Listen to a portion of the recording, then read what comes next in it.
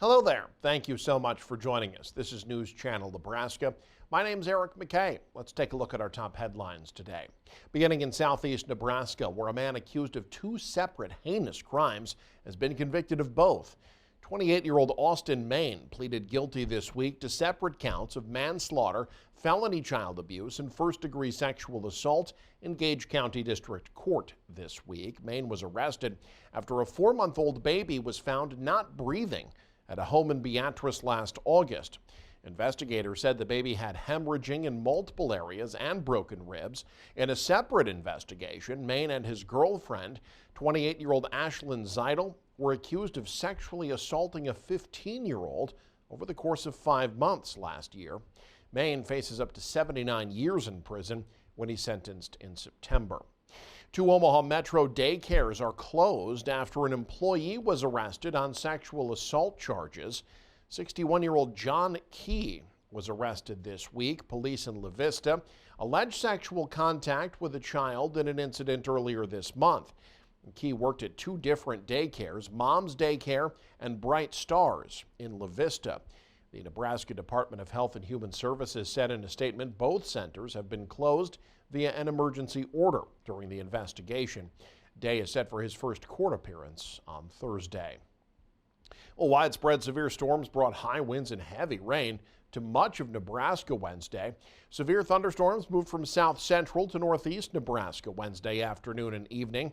Straight line winds were the biggest hazard. Storm spotters in Buffalo, Hall, and Merritt counties all reported wind gusts over 70 miles per hour. Those high winds caused damage throughout the state.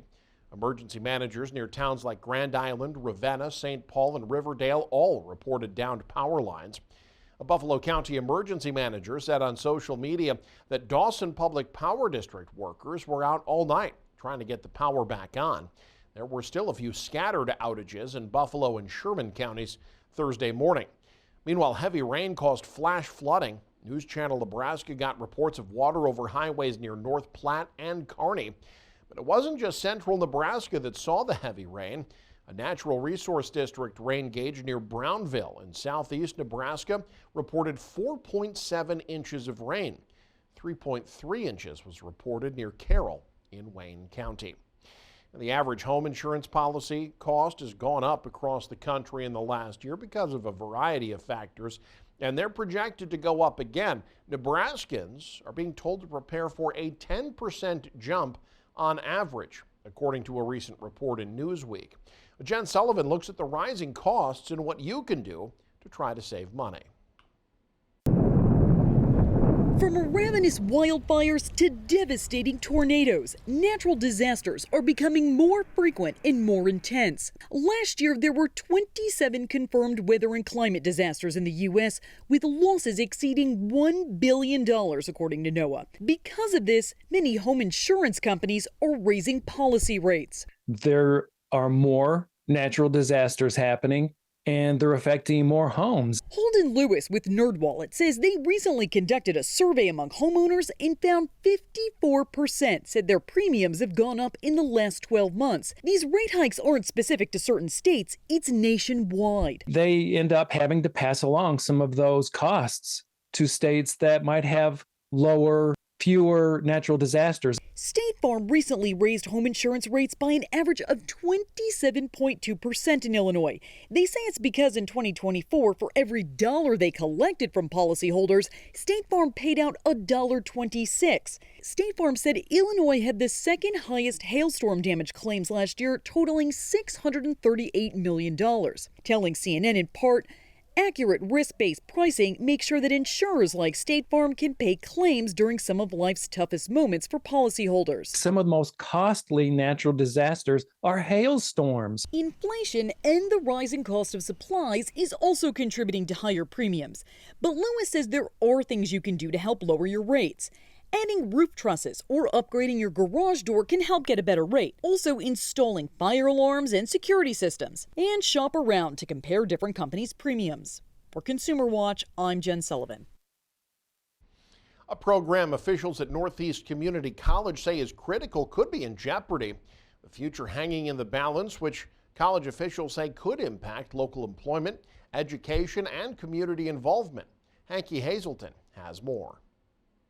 TRIO, a national program at Northeast Community College, is facing uncertainty due to delayed funding. This program is key to boosting employment, education, and community involvement. The college typically receives its student service grant in April, but cuts from the Trump administration have put its long-term future in jeopardy. We did receive word on July 3rd that our grant was renewed, and we'll continue to be working with our elected officials because that's just 1 year of the grant. It's a 5-year grant, but that's just 1 year. And so Congress will meet in early September to talk about the continuation of those programs. School officials say to qualify for TRIO, you must be a first-generation student, low income, or have a disability. Those who participate in TRIO programs nationwide see higher graduation rates thanks to the comprehensive support provided. We require our students to meet with us a minimum of 3 times a semester.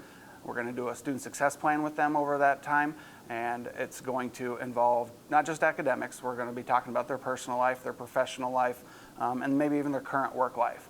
The program also offers workshops every semester that are career-focused and partnered with some local businesses. We actually partner with Calmwater Financial here in town, and they provide free certified financial planning to every one of our TRIO students, as well as financial literacy training. We meet with local businesses and professionals, getting short lessons in whether it be opening up your own small business, how to run the accounting for that small business. Adult Education Director Emily Duncan highlights the significant impact of the TRIO program, noting its impressive results extend far beyond Nebraska. Last year we served 931 students throughout our 20-county service area. So we have about 27 different countries, and I would say over probably 30 different languages spoken in our program. In Norfolk, Hanky Hazelton, News Channel, Nebraska.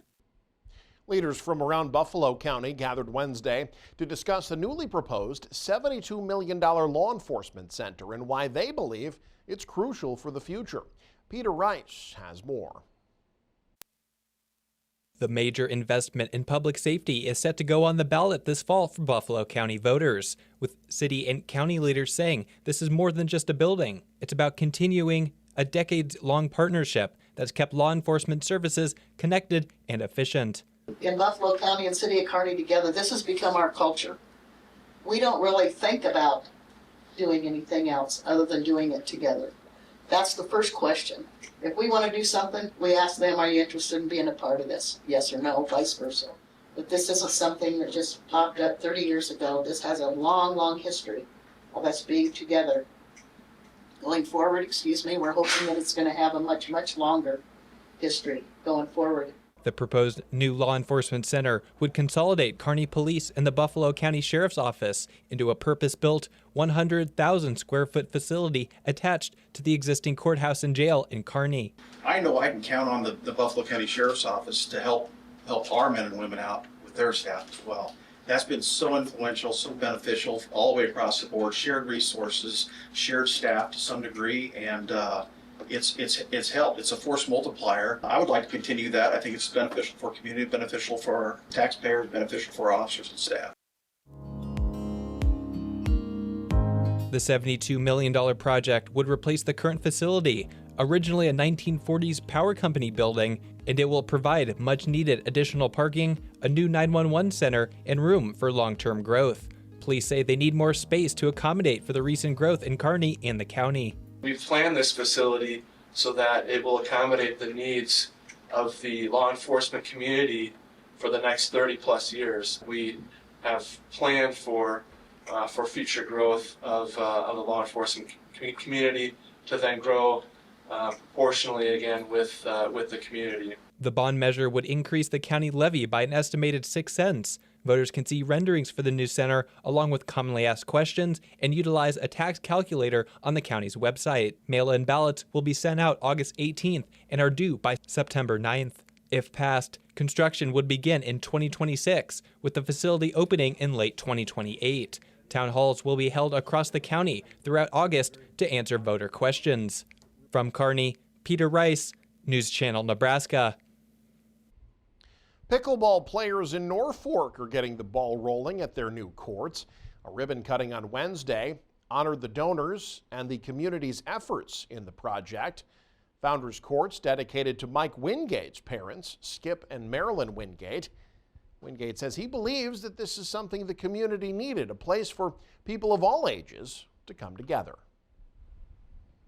I think it gives Norfolk a huge opportunity, especially if they wanted to increase the amount of courts and things over time as pickleball picks up in Norfolk, that they could be doing tournaments, and that would bring a ton of people into Norfolk to play pickleball throughout the summers. The project got underway thanks to a $300,000 donation about a year and a half ago. The courts officially opened for the first time about a month ago. And finally, her name is synonymous with NAIA women's wrestling. She's achieved about as much as any one athlete can there. And this year, Doane's Cristel Rodriguez has continued to excel on even grander stages. The standout wrestler will be representing Team USA in multiple international competitions this summer, thanks to her victory in this series of matches at the Final X competition in New Jersey last month. She'd already qualified for a spot on the U23 national team by winning the U.S. championship back in April, but her win at Final X earned her a spot on the senior national team at 55 kilograms. That's a team that features a couple of Olympic medalists and will represent the country at the Women's Wrestling World Championships this September in Croatia. So much has happened. It's crazy to even think about it. Sometimes I'm like, oh my goodness, I accomplished it, and I accomplished the world medal, so I just have to give thanks to my coaches and Doane for supporting me through all this, and letting me train here over the summer was a gift, and I'm so excited to represent our country and represent Doane overseas. Not bad for someone who stepped away from the sport for 2 years. The Rising Tiger senior from California said she was encouraged by coaches and teammates to give wrestling another try, and since then she's flourished, winning the NAIA Individual Championship in each of the last 2 years, earning National Wrestler of the Year honors both times, and achieving All-American status 3 times at Doane. She'll be competing in multiple international events this year on top of the World Championships in September as she pursues her ultimate goal, qualifying for the 2028 Olympics. You can stay up to date with the very latest by following us online. Head to newschannelnebraska.com and click on the News tab. There you can also follow us on X, like us on Facebook and Instagram as well. Thanks for joining us. Have a great day. This is News Channel Nebraska.